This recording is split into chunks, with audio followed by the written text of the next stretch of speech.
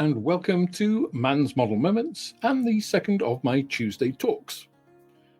Now today I'm going to be talking about one of my favourite subjects, new models and releases, and one of my least favourite subjects, Hornby. Now it kind of escaped your notice that in the last week Airfix released the long-awaited 1/72nd scale Westland Wessex HC2. Now, this is a kit that personally I have no real interest in. I'm not a helicopter guy, as I've said many times, and yet I keep building helicopters for some reason. But when announced, this looked really interesting because it had a phenomenal level of detail in actually looking at the kit. So, full interior, foldable tail and rotors, which for a 72nd scale kit seemed quite phenomenal. So what I'm going to do is actually have a little look at the plastic now. I'm going to show you guys. So I'm going to do an unboxing video right now with you, give you my initial thoughts and reactions on the kit as we go through it frame by frame. I'll give you my thoughts there.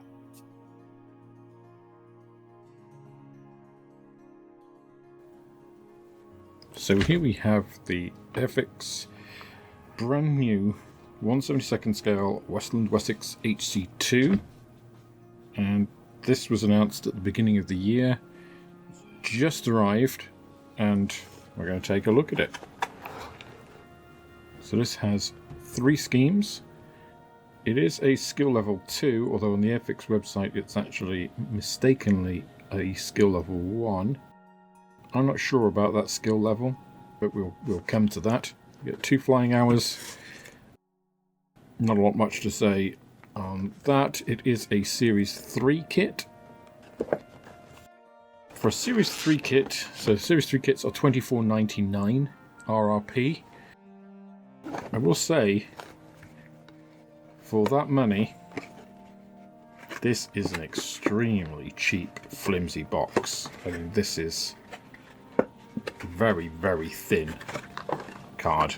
Extremely thin card. And you can see it has no rigidity to it at all. Obviously the main box itself is double folded, but even so, not a huge amount of rigidity across all of that. Obviously together it's not too bad, but very little face protection. Mine did come kind of creased in here, so it doesn't give a great feel of quality to it, which is a shame. I think at $24.99 I would have expected a little bit better. We've got a single bag with an internal bag that has all the transparent pieces in, so we'll take a look at that in a second. And then of course we have the standard Airfix instructions, inside of which we have the decal sheet. And again, we'll come back to that. We'll look at the instructions first. So instruction wise, standard looking Airfix sheet. We have fairly small, and this kind of started, I think, with the Gannet. The Seeking had very large panels here, and I think it's to cut down the amount of paper. Again, feels like a cost-cutting measure, and it seems like a small point, but the clarity of these, the clarity of steps like this is important in any model kit. You've got to think, what are the instructions for? The instructions are to convey information. And I think if you're reducing the size of these, you're reducing the potential clarity, especially if this is going to be for older modelers. You know, eyesight is one of the first things that starts to go as you age. And that short distance vision, as the muscles in your eye are unable to bend basically your lens as much, which means that this is going to be more difficult to look at. Other than that, we've got the normal Airfix colour coding, which is really nice to see, really welcome. You've got points to show, okay, cut these off, drill this hole, all that kind of stuff. You've also got options, so if you want to have the tail rotor stowed, then you have some surgery to do here as well. So the general format of these looks pretty good. again, we've got some good internal detail here. We basically have a full interior on this 1/72nd scale Wessex, which is, I mean, pretty amazing considering the size of the helicopter in this scale. We've got full crew interior and everything, so you know it looks pretty good in terms, especially in terms of what you'll be able to see, because this didn't have a huge amount of glazing in the cockpit like a lot of helicopters do. This one was fairly limited. So these progress through, all looks fairly standard in terms of, you know, the actual construction sequence. There doesn't seem to be anything notable that sort of leaps out at the page at you. But again, we have this section here, right? Two options. This is, in fact, let's actually measure it. The total of this is 6.5 centimetres by 5.5 centimetres. For those of you still using the old imperial units, look at you, America, 2.5 inches by just over 2 inches. You've got a split there, so actually each of those little instruction bits is just over an inch in height to convey what this is. Now, my eyesight's always been pretty damn good. I can't actually read this at a normal reading distance clearly. So, you know, again, here, very, very small section. It's not that these aren't clear, it's just they just need to be bigger, really. So, I've not really seen this in many other instruction sets. You know, other manufacturers, they tend to be a lot larger and clearer. And in fact, even with Airfix, let's just get some Airfix instructions to compare with from a little further back. This is the Airfix Type 45 Destroyer. Now just look, compare and contrast. Okay, look how much larger these sections are for much simpler pieces, really, than some of these. So this just feels like cost cutting. You know, the actual graphics and everything, yes, they're 3D and CAD and all that. Does that make them clearer, more legible? I'm not sure. Does the colour? Yes, the colour helps. The colour is a good advancement on this. Would I prefer to have these sets of instructions or these sets of instructions? Personally, I would prefer clarity over, I won't say gimmicks, but a smaller, more crowded. I mean, look at the size of this section here. You know, what font size is that? It's not big. So, it seems like I am being nitpicky here, but that's just a practical example of what I'm talking about. This, again, all seems pretty clear, pretty standard stuff. We do have options for rotors as well. Obviously, here's the folded and the extended tail with the rotor. And then if you want to have stowed rotors or extended rotors, we have different parts for those. So this is nice to see. Nice to have this option. And I think really, in a 1/72nd scale helicopter kit, the level of detail that ostensibly is on show here, we'll see when we actually get to the parts, is pretty damn good. Okay, let's have our schemes. First up is XR505 with the Flying Training School.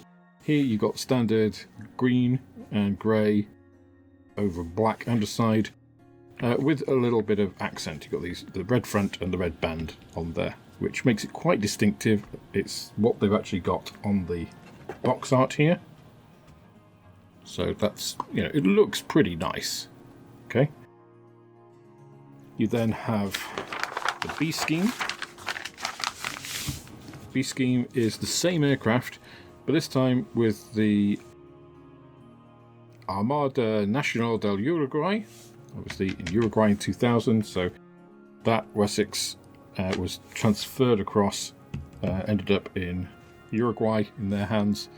Still has the same markings in terms of the red front and the band, but obviously it has Uruguay national symbols on, but still the base thing. This to me is a little bit disappointing, and Airfix have done it a couple of times and things, and I think it's nice when they did it with the Sea King, the 48 scale Sea King, where they tracked a single aircraft over the course of its life. Here, I would have preferred to see a different scheme, to be honest. This just feels like, they did this and then they just did a little bit to make it a little bit different. So, yeah. And then the C scheme, which I would say really is the B scheme here, is XR500, so different serial number helicopter. And this one is with the Royal Air Force in Hong Kong in 1978, so operational and, standard working Wessex, British Wessex scheme livery and all the rest of it. So to me, the Uruguay scheme is a little bit of a miss, but it doesn't really detract from this kit overall. It's just a little bit of a missed opportunity, it feels like, but nothing that I would write home about as bad. So let's have a look at the decals. So we've got a nice decal sheet here. We have instrument panel decal for those of you who want to use that. Common markings, it looks like, in this top piece, and then we have the ones for the A scheme, the B scheme, and the C scheme. And in terms of just reinforcing my point about the B scheme feeling like kind of just like, well, we've got this, if we just change this, this, and this, we get to it. Look at the B scheme markings. The unique markings are merely the Uruguay national flag, a couple of symbols, Armada, and 2 serial numbers. It doesn't really feel like a complete fleshed out version, Whereas the C scheme, again, you've got a complete full set here. So, just my thoughts on that. Printed by Cartograph, of course. I'm sure this will go on absolutely beautifully. Lots of little serial numbers and markings, and obviously lots of markings for the rotors. Yes, they'll be a bit fiddly, but Cartograph decals are very easy to use, so I don't foresee any issue with these at all. Okay, onto plastic. You're seeing this as I am seeing it. So we've got the standard Airfix recyclable bag. Let's get rid of that. We have 1, 2, 3, 4, 5, 6 frames, and then 1 frame of clear plastic there. So you're paying less than £3 a frame. Well, no, just over £3 a frame for this, which that feels pretty good.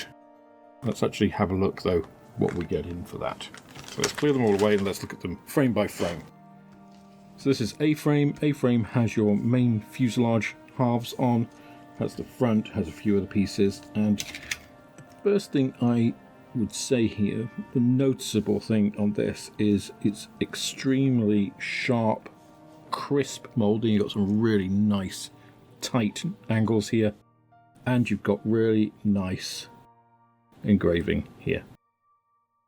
It's nice and deep in terms of it'll catch your wash and hold it well, and they are, nicely engraved. Slightly wider than I've expected, but not, egregiously so. You've got some really nice little details across here. It looks really good. Turning it over, you've also got very delicate, very nice internal detail on this cabin part. This is exceptional. This is peak Airfix moulding. This is great. You have some ejector pin marks.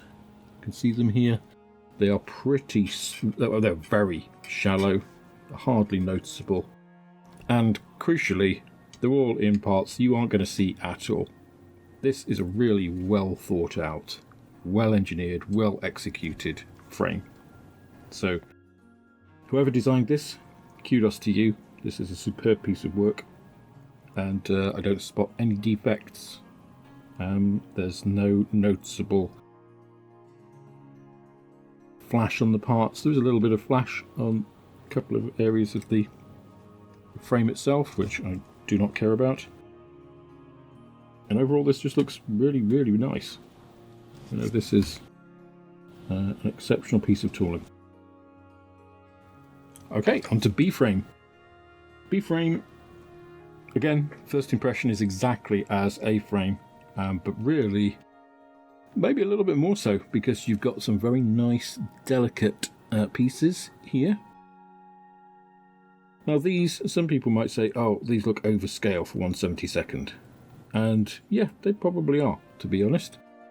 But I think there is a minimum thickness, a minimum size that you want for any scale model. It doesn't matter what scale it is in.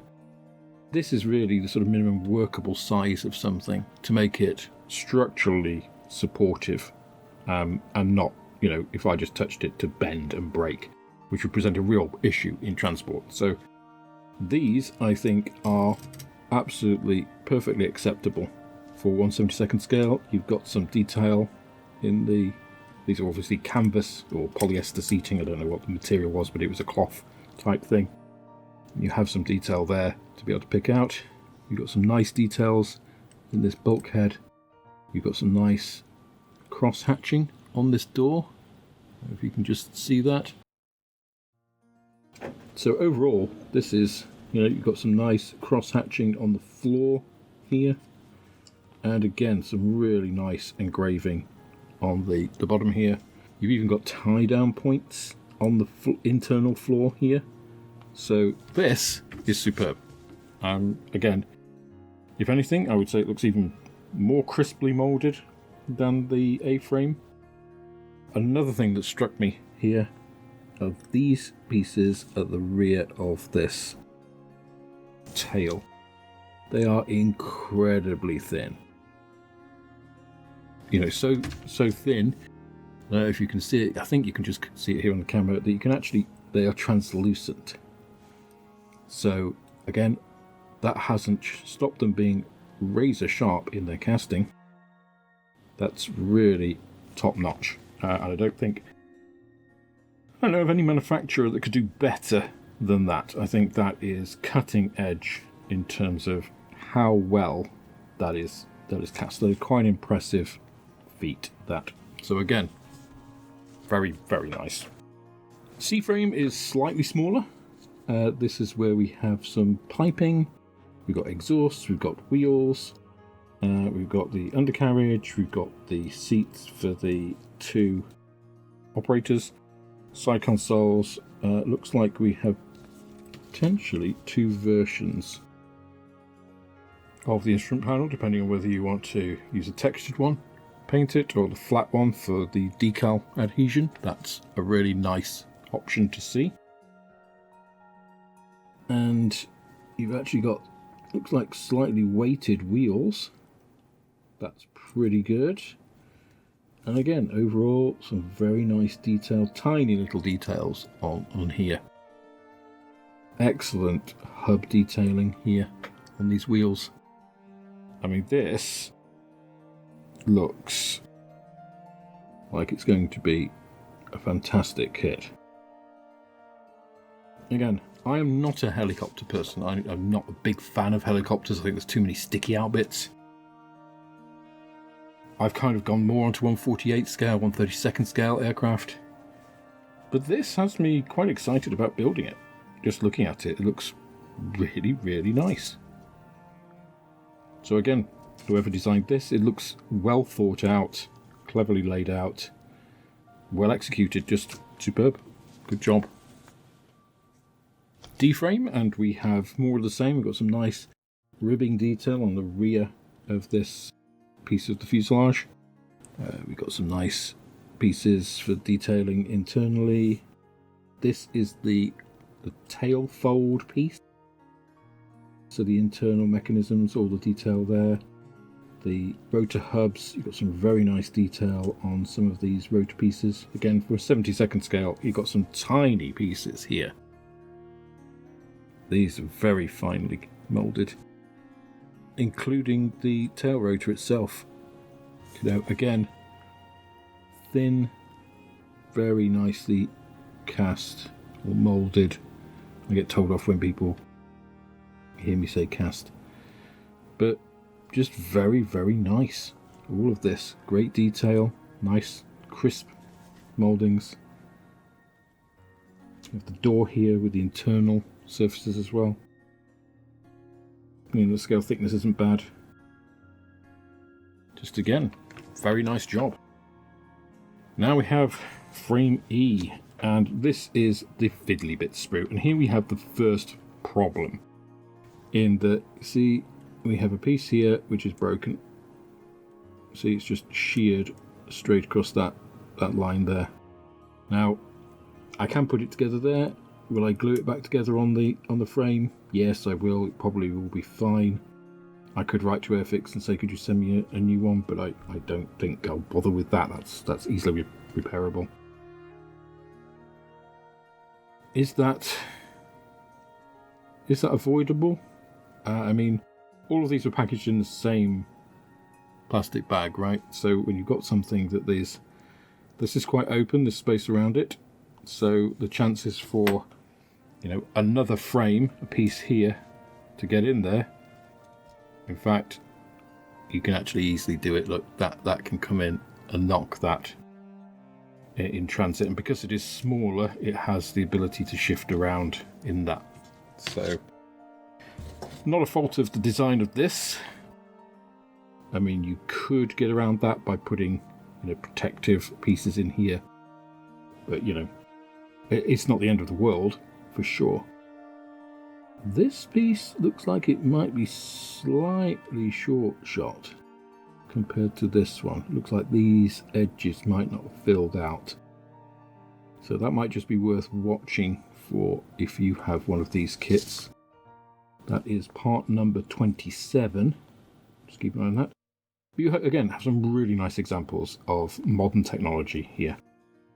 This blade aerial is beautiful. I don't think, again, I would know any manufacturer that would be able to mould that better than that.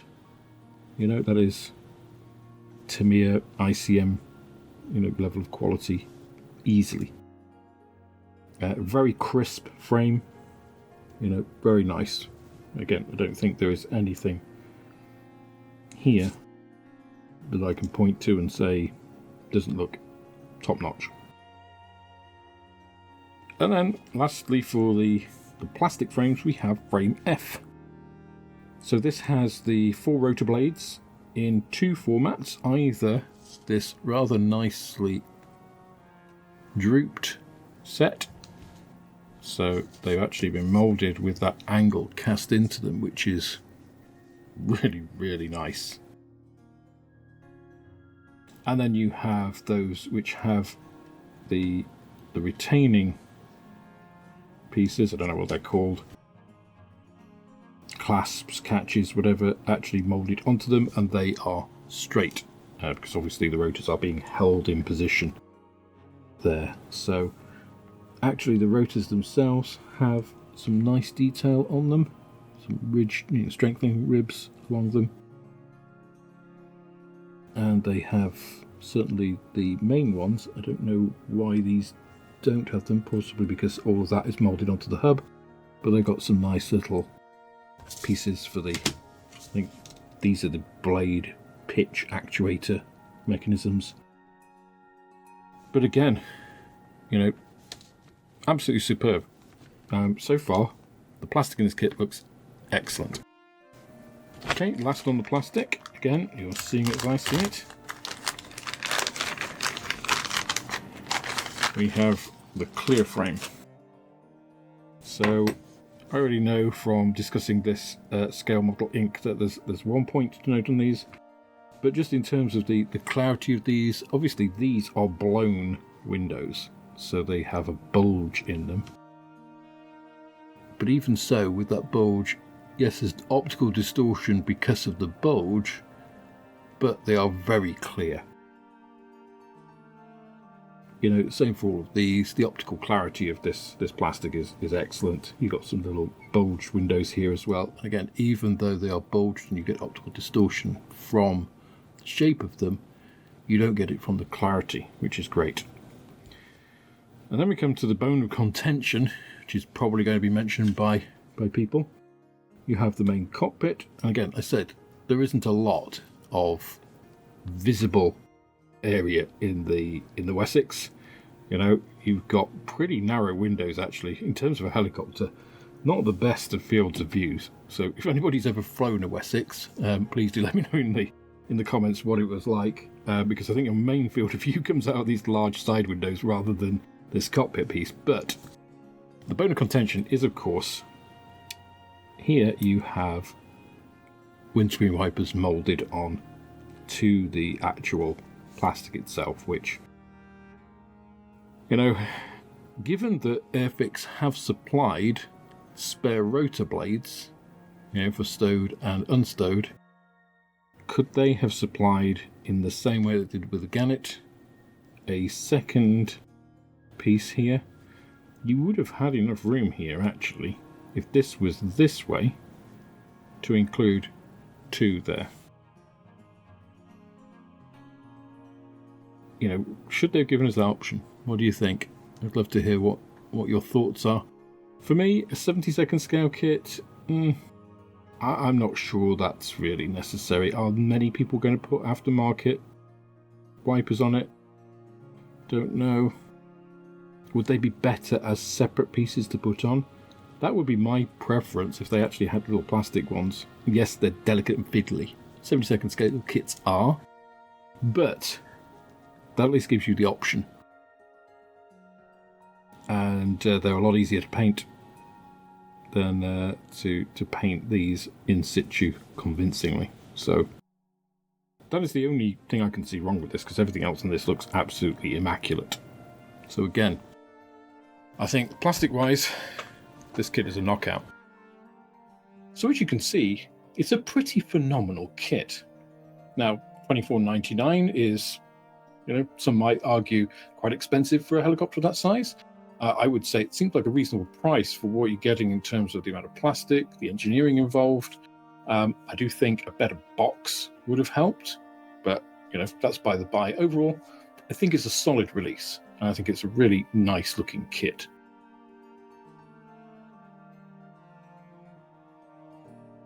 Now, of course, that brings me on to my second part of this video, and Hornby, and why I think actually this Wessex gives me quite a good segue into Hornby's practices, and why I think it's actually actively killing retail and the high street.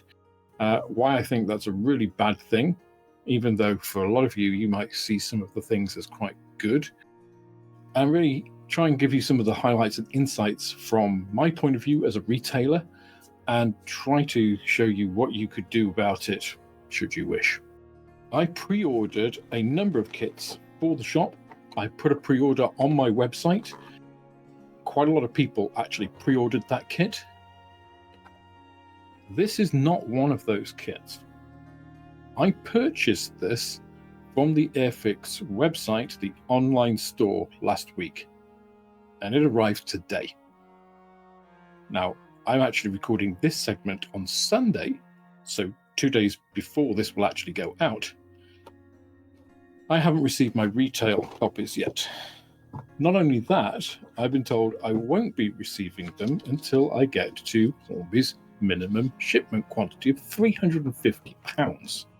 Now you can imagine, if I ordered 10 of these kits, at full retail price, it would be £250.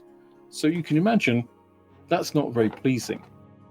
The worst thing is that they changed the policy of pre-shipping new kit releases to having to hit the minimum shipment quantity in between me ordering them and not delivering them now.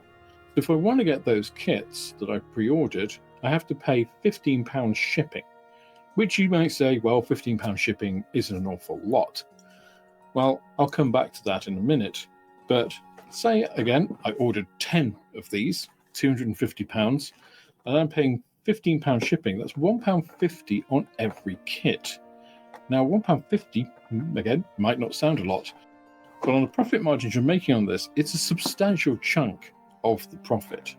So again, we'll come to that in a little while. So that is the first point, is that Hornby, and it is Hornby because this is a Hornby business practice. Airfix, I don't believe, have any say in how this is all set up. But Hornby have decided that they're going to preferentially support direct-to-customer sales in lieu of retail businesses, so trade business. Now, I think that's a big problem for a few reasons. Firstly, small shops on the high street, like me, can't afford to pre-order enough of those kits to ensure that they're going to get shipment when they come out. In fact, I'd have had to order almost 20 of those kits to guarantee that they would be shipped to me when they actually came out. But instead, I have to wait. And that means everybody that pre-ordered through me also has to wait. Now, I don't find that's acceptable. I also think that it is changing the rules of the game midway through the game, because when I ordered them, I believed that they would have been shipped when they were available. Otherwise, I wouldn't have put a pre-order up on my own website. So Hornby has actually made my business look bad because of their practices, which I think is inexcusable. The second thing is, I ordered that kit direct from Airfix. Now, of course, if you order £40 worth of kits from Airfix in the UK, you get free standard delivery. Now, free standard delivery is by DPD. I ordered these kits on Thursday and they arrived today on Sunday. So it's only a 3-day delivery, which is pretty damn good. Now, because I did want to take advantage of free delivery and I also had some Hornby points available, I thought, well, what else could I buy? So I bought one of Airfix's mystery bundles for $89.99, which put me well above the threshold. And of course, I spent my points, which also meant I got a free Beaufort kit, and that was all shipped and arrived with me today. Now, just to give you a quick idea of the value of this mystery box, Airfix actually put it down as a 52% saving. And I can confirm RRP, it comes out at just under £170 you would have to pay for the kits that are inside. And you do get some very nice kits. However, the problem is that there is no way that a shop like myself, or even a big shop like Jandlam, can compete with that. That is 50%, more than 50% off retail. Now, it actually did the sums, and it comes out as actually 33% less than my trade price, which is a staggering void. But obviously, if I bought the trade items and then sold them, I would make a 33% loss at that same value. So, of course, this is a mystery box, so you're not quite sure what you're going to get, although once people do an unboxing on a mystery box, the mystery is not really there because they don't change really very frequently, and they're usually to get rid of excess stock. Now, a traditional business model uses retailers to get rid of excess stock. They use traders because traders like profit, and of course, if Airfix have a surplus of, let's say, Shannon boats, they could go and say, hey guys, we're doing a special retail thing where you get 10% less than your normal retail discount. And that is 10% extra profit, potentially, for any retailers. Now, there's a couple of things. It supports the retail business, it creates a good relationship with the supplier, and it doesn't dilute the value of the product in the high street, in the market, because everybody's paying the same in terms of retail. So there's the 10% discount-ish that people give on the internet and various places, myself included. So a Shannon starter kit you could buy for about £18. If you then have some sort of deal where it's a third off or half price or something, why would somebody buy it from a shop when they could buy it basically for a third of the price, or 2/3 of the price. It doesn't make sense. So that is a real problem. And it's not just restricted to the mystery box as well, because Airfix do quite a lot of bundles, which actually provide good value for the customer. I'm thinking of the Summer Airshow bundle, for instance, which actually seems much more catered to a retail business because it has duplicates of kits than it does for an end customer. And this is actually, again, less than I can buy from trade. Bear in mind that small businesses don't get VAT exemption, so they have to pay VAT at point of origin. Now, even looking at ex-VAT trade prices, you can't compete with the mystery bundle at 52% off retail price. The margin on kits is just not that high. So anything really more than a third off RRP is uncompetitive with. So that doesn't make it a fair marketplace. That means the manufacturer is taking a prejudicial approach to the market. It is selling against competitors that it is also selling to, so they're supposed to be part of its trade network. It is selling against them in a way that they cannot compete with, which is, I think, fundamentally unfair. Now, some of you out there might think, oh, Alex is whining because he's a retailer, he's not making money. And that's a fair point, putting aside the fact that you make barely any money running a model shop. But still, why would you care? Why, as a consumer, would you care about getting great deals direct from the manufacturer? Well, here's the point that I really take umbrage with Hornby about regarding this. And that is, Hornby actually have a phrase which comes on all of their trade emails to be the first choice in models and hobbies, while simultaneously cutting the throats of the trade network that they're supposed to be supporting. Now, that to me is hypocritical. They are certainly not my first choice. In fact, I don't know a single retailer, and I'd love to hear from you if you are a retailer and you've had experience of Hornby hobbies, because I know quite a few that have personally spoken to me before, and there hasn't been a single positive one. But Hornby, quite simply, are my last choice in models and hobbies. They produce the most expensive items in terms of scenery, whilst not providing any difference in quality. They produce excellent models through Airfix, and then they have very poor business terms. Not only in terms of the way that these are all set up, but in the way that they have internal policies which aren't reflected in their terms and conditions. And then this shifting goalpost of minimum shipment quantities and these £15 charges that you need to get away from that from a single source supplier. Again, if they were a larger supplier supplying 20 or 30 different manufacturers, it'd be much more diluted, because you could place an order for one or two kits from many different manufacturers to easily make that up as a retailer supplying lots of different kits. From a single source manufacturer, that's an awful lot of investment in their business.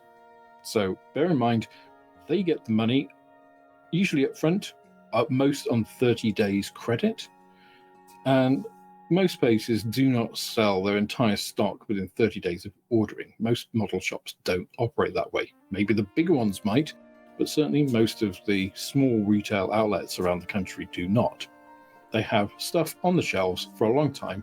That is all money that they have invested, they've already spent, it's already in Hornby's accounts, and it sits there for however long it takes to sell that kit. So traders, retailers, are supporting Hornby by giving them their money, and what they're getting in return is a really poor deal. So a £15 delivery charge for a partial shipment of things that you've pre-ordered in good faith is pretty much the worst business practice I've seen, not just whilst I've been running a model shop, but in 28 years of business-to-business work prior to that.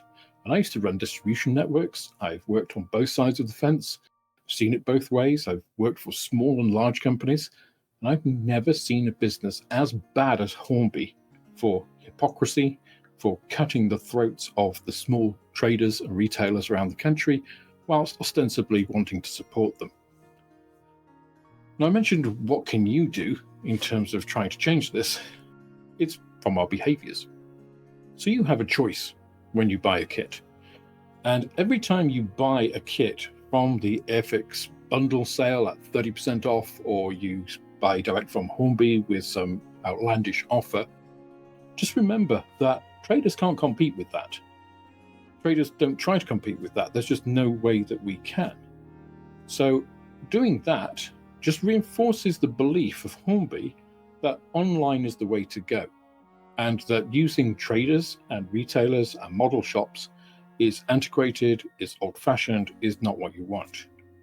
So if you just want a purely internet economy, if you don't want to be able to go into a model shop and browse and choose model kits, then that's fine, because that's ultimately the end point of that argument.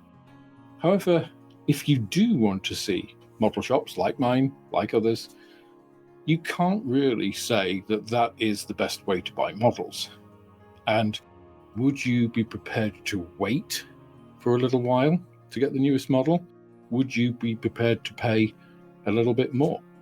Still 10% less maybe than the retail recommended price, but not be tempted by these big money-saving deals, because the only reason any business has a sale is to shift stuff that they usually can't. Nobody gives away money for nothing. So usually it's because of overstock, when we've had traditionally poor issues with overstocking. That's a business issue. That's their problem, and they're asking you to sort it out by devaluing the products that retailers have. Now, that's pretty underhand, and I think it's probably something that most people don't think of, because they just see the 30%, the 50%, the big numbers. Airfix stroke Hornby, this is really Hornby, I don't really have the beef with Airfix, very good at marketing that. So the marketing budget, I think, if they put the marketing budget into QC, I think we'd all be a lot happier with Airfix's products, right? But Hornby don't see it that way. It's short-termism. It's grab the cash now. And that isn't a long-term strategy for survival. And it doesn't build up the network that most companies use to support them. So one of the things that I did when I was in different roles in distribution management, and the most important thing to a distributor is trust, right? If a distributor can trust you and feels that you as a supplier are working with them and for them, then they are more likely to order more through you, to commit longer term, and ultimately sell more of your product. Everything Hornby does is antithesis to that. It develops mistrust in them. I can't trust Hornby from one day to the next. It could change its MQS tomorrow to £500. It wouldn't surprise me at all. It would surprise me if they lowered it or got rid of their delivery charge, which is the highest in the industry by double. No other company sells at that price. So in terms of delivery charge, let me just go back to that. And I don't kind of want to keep dipping back into the can of worms, but bear in mind that when I bought my mystery box direct from Airfix with the free Beaufort kit, which I didn't put into the calculations, by the way, for that value, if you like. If I had that in, it's even worse. But in order to get that free shipping, over £40, remember, over £40 to a customer, they'll ship free of charge. But to a retail store, buying £200 worth of models, they won't ship for free, despite the fact the retail store is paying more for them than a retail customer. Now, there is something wrong with that equation. If that doesn't seem right to you, it's not. So this isn't a business decision based just on money, because actually Hornby would make more money selling to retailers if they just removed that delivery charge, because retailers would be able to place orders, they'd be able to get their orders in without having to hit this exceptionally high MQS, which, by the way, is also the highest in the industry. So they have the highest MQS, the highest delivery charge. They have one of the worst packaging shipment fulfillment centers I've seen in the industry, because they recently consolidated to a third party. And I received some products from Hornby. I'll put some pictures up right now. This is how they arrived. Just slung in a box. Now, there were also kits in here, and there were some bubble wrap type material over the top, but there was nothing between the kits and this. This is how they actually arrived. This is pretty shocking. Now, you could say, oh yes, but these are all soft goods.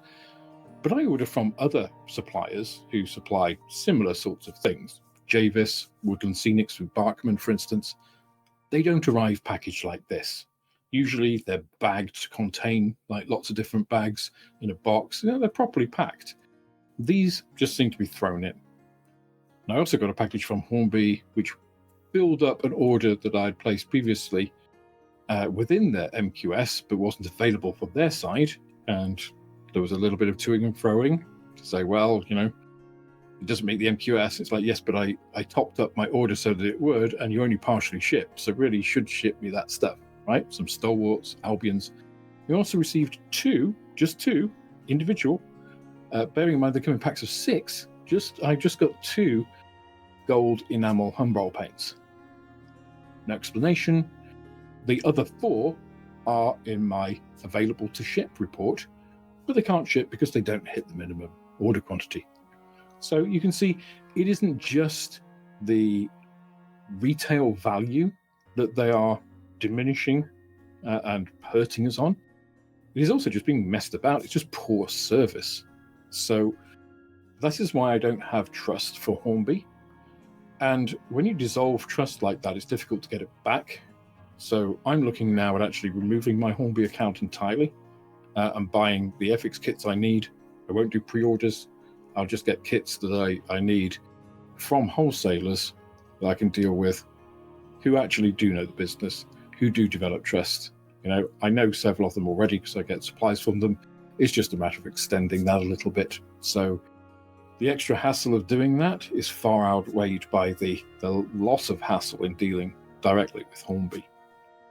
Now, the other part of this, even if you say, well, that's all fine, Alex, I don't really care about retail. I don't care about the high street. I've not got a model shop near me. So it's irrelevant. I'm just going to buy through the internet, and the price rules the internet. Yeah, and I might as well buy direct from the manufacturer because that guarantees supply. And it's like, it's not something I'd want to hear, but it's a valid point of view. To you, I would say, again, go back to the flash sales and the 30% off retail outlet store and all these kind of gimmicky sort of Poundland almost, or Pound Stretcher or value store for the US viewers and beyond. This kind of budget bargain basement approach that they have to some of the sales. Is that the sign of a healthy business? Is that something that you think is sustainable in the long term? Because I don't think it is. For me, sustainability in the long term is about building up a stable infrastructure. If you have overstock and you have a good trade network, you simply say, hey, everybody, we have an overstock of items X, Y, and Z. And therefore, you're going to get an extra 15% discount on these items if you order 3 or more of them by this date. And guess what? People will buy them because they can see that, okay, we'll make potentially another 15%. Even if we reduce the price a little bit, we can make an extra 10%, not dilute the value of it in the marketplace. And you build bonds and trust with the market. Hornby would actually get the money up front from its pool of distribution network partners. So it would still get the money. It would get more money because it's not doing these flash sales direct to the customer. It's not diluting the value of its product. We also what happened with the Vulcan, for instance. So the other part of that is, of course, and using the Vulcan as an example, the Vulcan went down to a very low price after a lot of retailers had bought it for much higher, which really pissed a lot of people off. But also, loads of people bought Vulcans. Now, that got rid of all the Vulcans at the time, and then they brought out the Black Buck. You can't get the original B2 Vulcan anymore. And there aren't an awful lot out in the retail market at present. So if you want to go and buy one of those because you missed that, perhaps you've only just got into modeling and you really want a B2 Mark Vulcan, you can't do that. So if the market had taken those, if retail had taken those, there would be a stock of those out in the world. Instead, what happens is a lot of private individuals have them, and what do? When the prices when people start to say, hey, this is a really good kit, I want one of these, the prices start to go up on eBay. You pay the eBay tax. People start price gouging effectively. Whereas in retail generally sets its price and keeps it there because they want flow through the business. They're not going to put the price up as a kit ages. Usually it stays with the same price marked on the shelf until it sells. So again, it's not really a sustainable long-term business. It's not good for you as a direct consumer, as a modeler, in terms of getting access to your product. It doesn't really build confidence in the manufacturer or Hornby, the owning partner. It really does the opposite of all of that. And I wish people would think a little bit more about this, because if something seems too good to be true, generally in life, it generally is too good to be true. And there's an underlying reason for that. And it may be overstock. Overstock implies a poor forecast prediction, poor supply chain link, something is wrong in the business. So it's not a good sign of the business if they are having to get rid of overstock.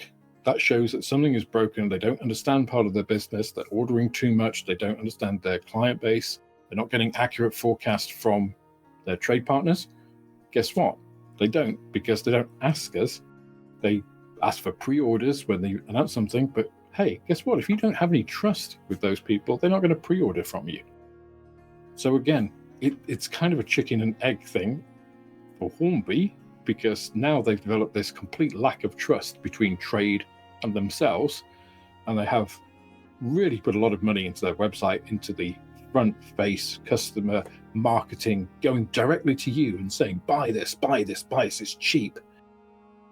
Now, to me, that's not a great thing. Do you see Tamiya doing that? Do you see Revell doing that? Do you see ICM doing that? And you really don't. Revell do have some sales. Revell are a topic for another time. Italieri, ICM, Tamiya, Hobby Boss, Trumpeter. I don't see anybody else in the market doing what Hornby is doing in terms of these sort of quite gimmicky marketing sales. And I don't think that is a helpful or healthy thing for the business to be doing as a whole. So I don't think this is about my beef, if you like, as a retailer and a trader working with Hornby as a supplier. It goes beyond that. It goes, it's my analytical mind, I guess, goes to what are the issues facing Hornby that they're having to do this, that this they think is a good strategy, because I don't see it as one. And I really want Airfix to succeed. I really want kits like this Wessex. This is a great kit, and I don't want this to stop. But in 2 years' time, is this going to be in a bargain basement bin? Is this going to be in a mystery kit bundle because they got too many of them? I can tell you the Messerschmitt ME410, which is only a couple of years old, is. So that is one of the kits that is in the mystery kit bundle. And 2 years ago, this was the glory boy. Everybody said what a great kit it was, blah, blah, blah, blah. And now it's in their bargain basement, let's get rid of stock box. So again, I'm very conflicted when it comes to Airfix and Hornby, because I really, really like the kits that Airfix have been putting out. QC, yes, it's a mess. That is a Hornby issue, because Hornby have decided to spend their money not in QC, but in making production cheap.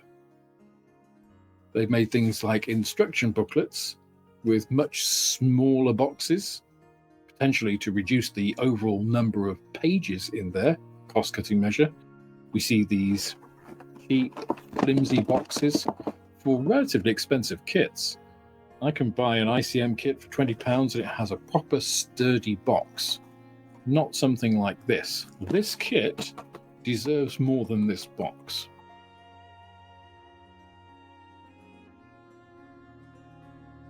So that's my thoughts on the recent Airfix Westland Wessex release, and some of the not so pleasant Hornby pieces that kind of shadow behind that.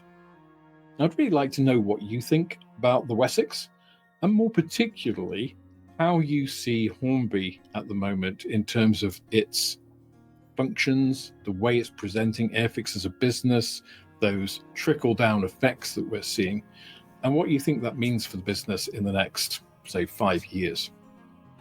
Anyway, thank you for spending time with me today, and I look forward to seeing you on the next Tuesday Talk. Bye for now. That's all for this instalment of Mann's Model Moments.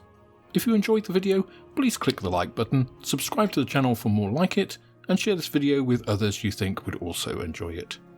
You can also follow me on Instagram, Twitter and Facebook, and if you're feeling generous, then I also have a Patreon, which is absolutely the best way of helping me to grow the channel and produce more content like this.